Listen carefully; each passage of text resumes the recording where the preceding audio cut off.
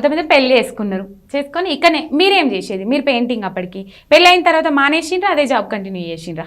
పెళ్ళైన తర్వాత మానేశాను, అంటే పెళ్ళైన తర్వాత మానేసి ఎందుకంటే తను జాబ్ వదిలేశారు కదా, నేను వెళ్ళి అక్కడ ఎట్లా జాబ్ చేస్తే పెళ్లి చేసుకొని, తన జాబ్ రీజన్స్తో వదిలేసినప్పుడు అట్లా అని చెప్పేసి మేమే కొత్తగా ఓన్గా. అంటే పెద్దల సమక్షంలో ఇష్టంతోనే చేసిండ్రా పెళ్లి?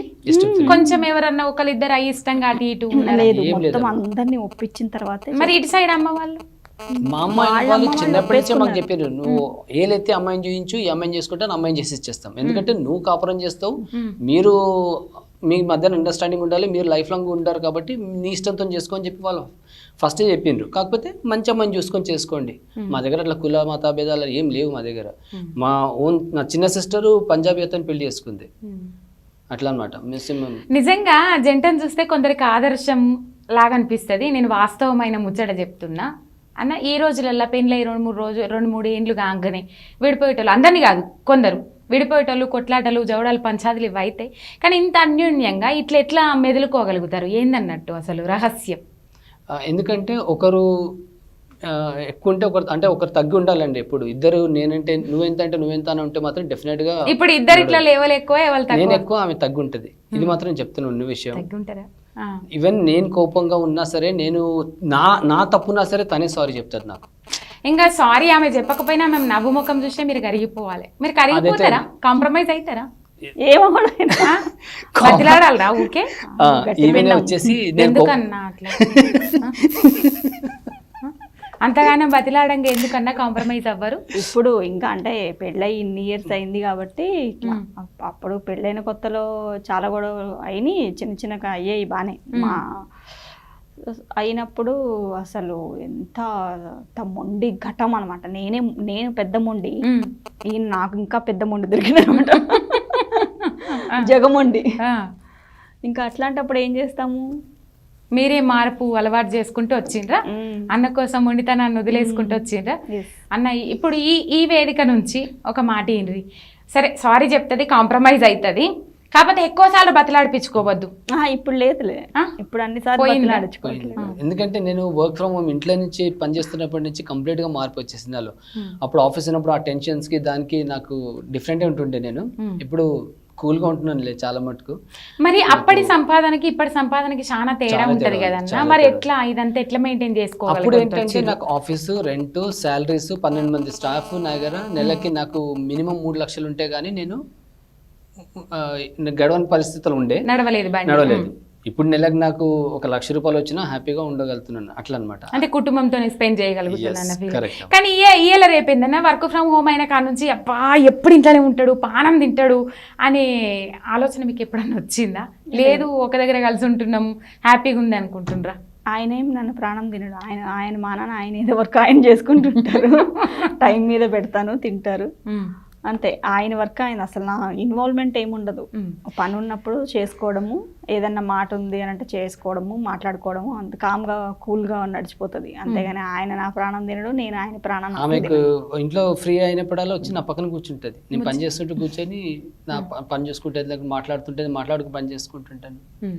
ఓకే అన్న, మీరు ఇద్దరు కష్టపడుతుండ్రు, చేస్తుండ్రు, అయిపోయింది. ఇక తర్వాత మీ ఇద్దరు పనులు వదిలేసుకున్నారు, వీటి మీద డిపెండ్ అయ్యారు. పిల్లల్ని ఎప్పుడు పరిచయం చేసిండ్రు ఈ ఛానల్స్ కా? ఎక్కడైతే మేము ఈ జీవితం అంటే ఇదే గానే కాన్సెప్ట్ తీసుకురావాలనుకున్నామో అట్లాంటివి, దానికి నేను పిల్లల్ని ఇంట్రొడ్యూస్ చేశాను.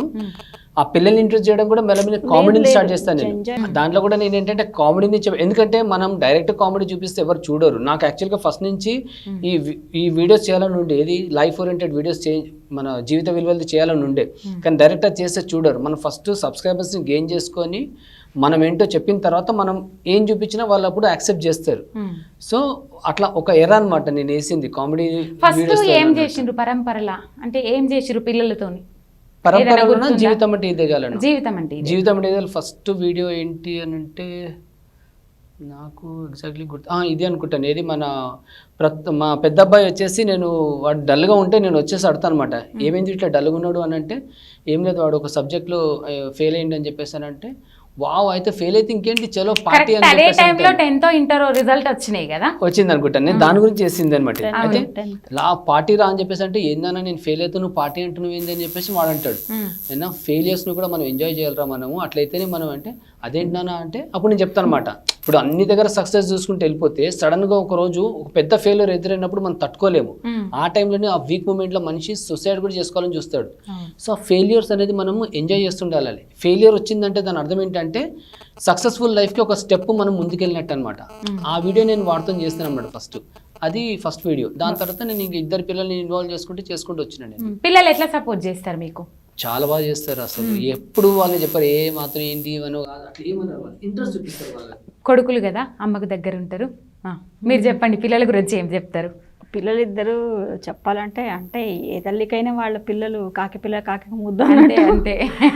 పిల్లలిద్దరు అసలు వండర్ఫుల్ అండి. వండర్ఫుల్. ఏం పేరు? పెద్దోని పేరు ఏం పేరు? చిన్న పేరు ఏం పేరు? పెద్ద బాబు పేరు ప్రథమ్ ప్రయాగ్, చిన్న బాబు పేరు శ్యామక్ సుదిత్. ఇంత పెద్దగా ఎందుకు పెట్టిరు పేర్లు? దాని వెనకాల మీనింగ్ఫుల్ గా ఉండాలి పేర్లు అని. చాలా అర్థం. ప్రథమ్ ప్రయాగ్. నాకు వ్రతం అన్నట్టు వినబడుతుంది పేర్లల్లా కదా.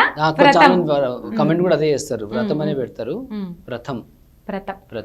నైస్. ఏం చదువుతారు? పెద్దబాబు డిగ్రీ ఫస్ట్ ఇయర్, చిన్నబాబు ఇంటర్ ఫస్ట్ ఇయర్. డిగ్రీయా? మీరు ఏంది ఇంత యంగ్గా ఉన్నారు మరి? మిమ్మల్ని అడగండి మీరేంది సీక్రెట్ ఏంది అసలు ఇంత యంగ్గా ఎట్లా కనబడగలుగుతారు? అంటే రియల్ జుట్టా అది? మంచి హస్బెండ్, ప్రేమతో చూడండి హస్బెండ్ అట్లనే ఉంటారు. క్రెడిట్ గోస్ టు అన్ని అన్ననేనా, జేసీ అన్నకేనా అన్న? ఇక్కడ 2 చేతులు కలిపితేనే సప్పట్లు మొత్తం మీరే. చెప్తుంటే కూడా నేను చెప్తాను ఆగ అంటున్నారు. డామినేషన్ ఎక్కువనే కదా వదనమ్మా, మస్తు డామినేషన్ ఉంటది కదా. ఏమనిపించదా అట్లా డామినేట్ చేస్తే? అలవాటు అయిపోయిందా? కానీ కోపం వస్తుంది కదా అప్పుడు వచ్చేది ఫస్ట్ లో, ఇప్పుడు అది కూడా అలవాటు అయిపోయింది. నేను డామినేట్ చేసినా సరే ఆమె మంచిగా చేస్తాను డామినేట్. ఆమె మంచిగా ఉండాలి, ఆమె ఆనందంగా ఉండాలి. కొట్టాలి క్లాప్ ఇక్కడ. అంటే డామినేటింగ్ బట్ అంతే సపోర్ట్ చేస్తారు కూడా. అంటే ఇప్పుడు డామినేట్ చేస్తారు అని అంటే వాళ్ళు ఎలా ఉంటారంటే ఎన్ని విధాల నెగిటివ్ రుద్దినా మొత్తం పాజిటివ్ గా చెప్తారని మాకు అర్థమైంది. కానీ వదినమ్మా అయిపోయింది. జుట్టు ఒరిజినల్ అంటే కలర్ ఏమన్నా వేస్తారా? ఏమేరా? కలర్ వేస్తాను అంటే వీడియోస్ చేస్తున్నప్పటి నుంచి కలర్ వేసుకుంటున్నా.